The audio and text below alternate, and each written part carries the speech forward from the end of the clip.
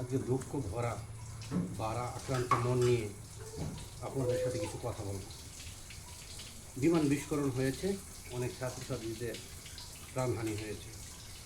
যার চলে যায় সেই বুঝে হয় চলে যাওয়ার কি যন্ত্রণা।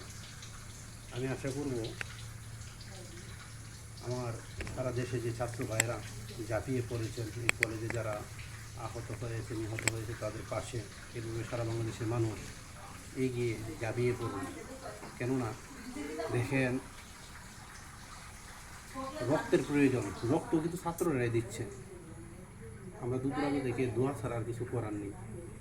আমার যারা ছাত্র ভাইয়েরা আছেন আশেপাশে কাছে, সবার প্রতি একটাই দাবি যেন আপনারা তাদের পাশে দাঁড়ান, তাদেরকে রক্তদান করুন।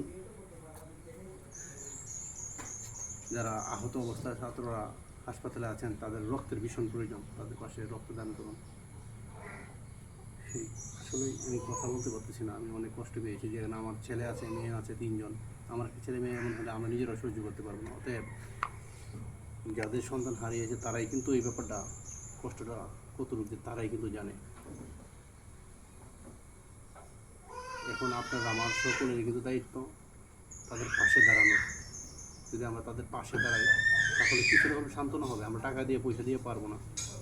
তাদের রক্তের প্রয়োজন, রক্ত দিলাম, তাদের পাশে দাঁড়ানোর প্রয়োজন, তাদের পাশে দাঁড়ালাম, ওইটা হলেই যথেষ্ট। মানবতার কাজ, মানবিক কাজ বেশি করা লাগে না, সাধারণভাবে অল্প কিছু করলেই চলে।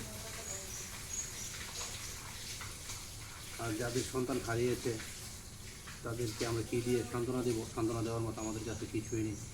আমাদের একটু করার আছে যে আমরা দোয়া করতে পারবো, এর বাহিরে আমাদের কিছু করার নেই।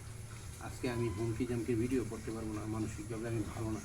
যেদিন থেকে বিমান বিস্ফোরণ হয়েছে, বিমান দুর্ঘটনা ঘটেছে, ছাত্রছাত্রীদের প্রাণহানি হয়েছে, ওই দিন থেকেই আমি মানসিকভাবে একটু বিপদগ্রস্ত হয়ে গেছি। মানসিকভাবে আমি একটু ভেঙে পড়েছি। অনেক মায়ের আহাজারি, অনেক বাবাদের আহাজারি শুনে আমি নিজেই সারা রাত্র ঘুমাই নাই, টেনশনে আমি একেবারেই স্তব্ধ হয়ে গেছি, কাতর হয়ে গেছি। আমি আশা করব আপনারা যারা কাছে আছেন তারা রক্তদান করুন, তাদের পাশে যান, তাদের সুখ দুঃখের ব্যাপার নিয়ে একটু কথা বলুন, দেখেন, তাদেরকে একটু সান্ত্বনা দেন। আল্লাহ পাক রব্বুল আলামিন কার উপরে কখন কোন বিপদ চাপিয়ে দেয় জানি না। আল্লাহর উপরে আমরা সবসময় ফরিয়াদ করবো যেন আল্লাহ পাক আমাদেরকে সুস্থ রাখেন, ভালো রাখেন। আর যে যেখান থেকে দেখছেন সবাই ভালো থাকবেন। আল্লাহ হাফেজ।